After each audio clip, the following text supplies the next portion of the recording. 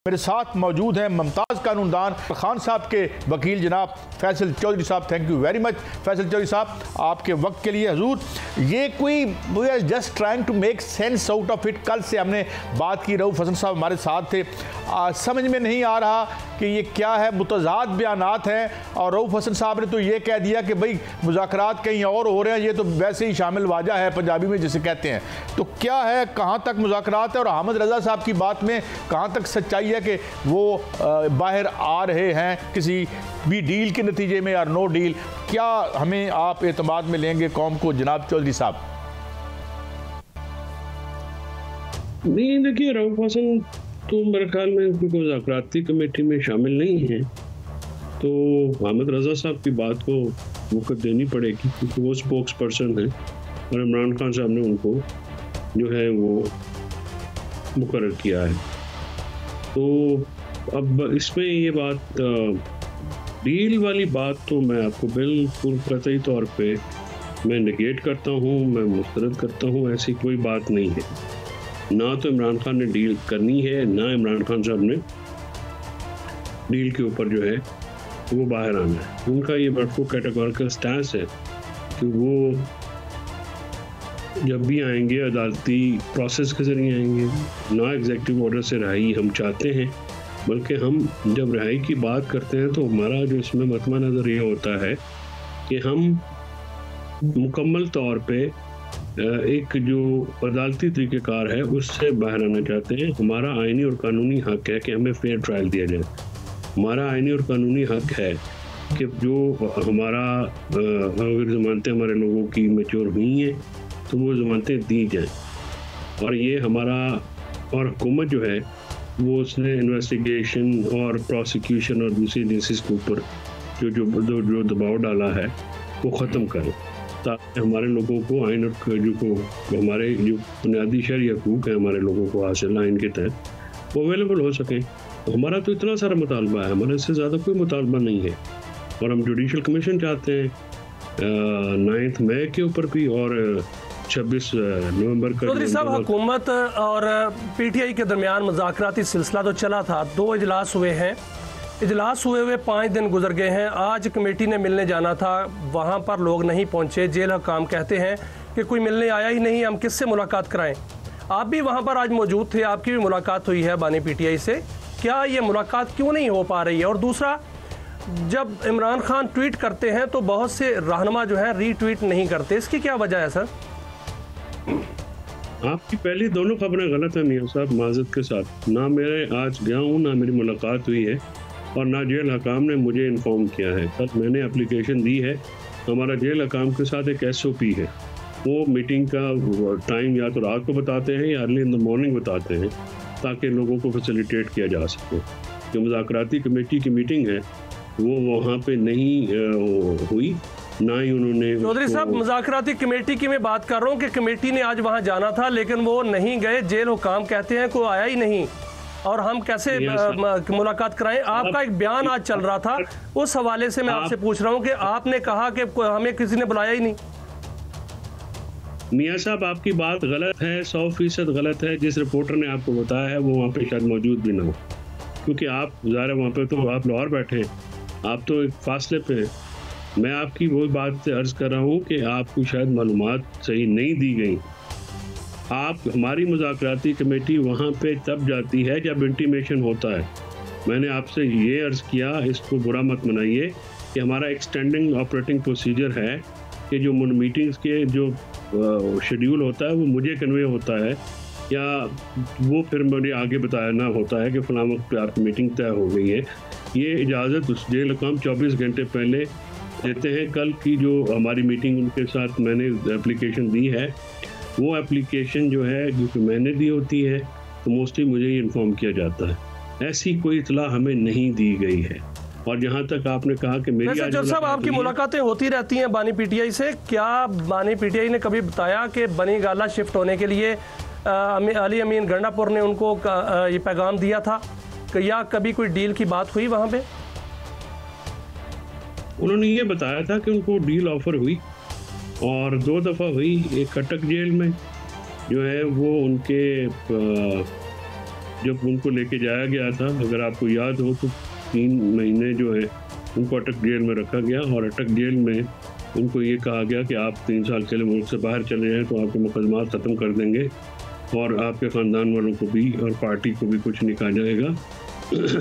तो इमरान खान साहब ने कहा कि मैं NRO तो नहीं लूँगा, जब मैंने कोई गलत बात ही नहीं की तो मैं किस बात की के लिए मुल्क जाऊँ, पाकिस्तान को छोड़ कर मैं नहीं जा सकता। दूसरी हालिया मुलाकातों में ये ऑफ़र उनको हुई कि आपको हाउस अरेस्ट जो है वो कर लिया जाए या KP में शिफ्ट कर दिया जाए। तो इन दोनों को उन्होंने इनकार किया और उन्होंने कहा कि पहले मेरे रहनुमा और कारकुनान जो हैं वो रिलीज़ होंगे तो उसके बाद मेरी रिलीज़ की बात होगी।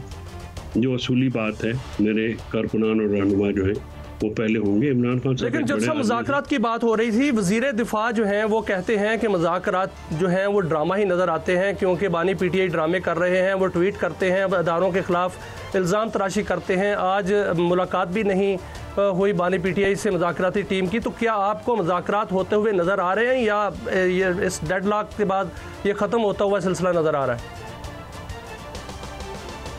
ये ख्वाजा आसिफ तो उस ग्रोह का सरगना है जो ये चाहता है कि ये मुज़ाकरात सबोटाज हो, और इसमें कुछ और लोग हैं जो शहबाज शरीफ की बनाई हुई मुज़ाकराती कमेटी को जो है तनकीद भी करते हैं, उसको डिग्रेड करते हैं। और अगर अपने वज़ीर आज़म की बनाई हुई कमेटी के ऊपर ये गुड कॉप बैड कॉप नून लीग का पुराना वतीरा है, वो एक ग्रोह होता है जो कि अच्छा बनता है, दूसरा ग्रोह होता है। इख्तियाराती मुज़ाकरात जो हैं वो जारी रहेंगे, हमारी तरफ से कभी उसमें तातुल नहीं आएगा। अच्छा चौधरी साहब, माफ़ी चाहता हूँ, एक चीज़ और बता दीजिएगा, कौन कौन क्या इनडायरेक्टली मैसेजेस आते हैं डील के और कहाँ से आते हैं? और सेकंडली, क्योंकि मैं कल भी और बार बार कह चुका हूँ कि डील का मतलब तो ये है कि ये अपने गले में घंटी डाल लें, क्योंकि इस गवर्नमेंट की जो क्रेडिबिलिटी है माशाल्लाह वो भी आपको पता है और बाकी मामलात का भी अंदाज़ा है, तो फिर ये किधर से जैसे कहा जाता है कि मुज़ाकरात कहीं और हो रहे हैं, ये सब सामने एक फसाड है। इज़ दैट राइट चौधरी साहब? देखिए, मुज़ाकरात के पीछे भी मुज़ाकरात होते हैं और पाकिस्तान की एक तारीख ज़रूर है। मैं किसी ऐसी डील की ऑफ़र का प्रीवी नहीं हूँ, गवाह नहीं हूँ। मेरे सामने कभी कोई ऐसी बात नहीं हुई है, ना ही तो डील मेरे सामने किसी ने ऑफ़र की है, ना मैंने कभी सुना है डील का कोई तज़किरा। और हुकूमती कमेटी ये बताए कि क्या वो इस्टेब्लिशमेंट की एमा के बगैर या उनकी मर्ज़ी के बगैर मुज़ाकरात कर सकते हैं या कर रहे हैं। मुज़ाकराती कमेटी के इख्तियारात तो इतने महदूद हैं कि स्पीकर और अरकान मुज़ाकराती कमेटी जो हुकूमत के हैं, उन्होंने काजी साहब इतनी कोशिश की है 3-4 दिन से, मुलाकात नहीं हो पा रही PTI की मुज़ाकराती कमेटी की इमरान खान से।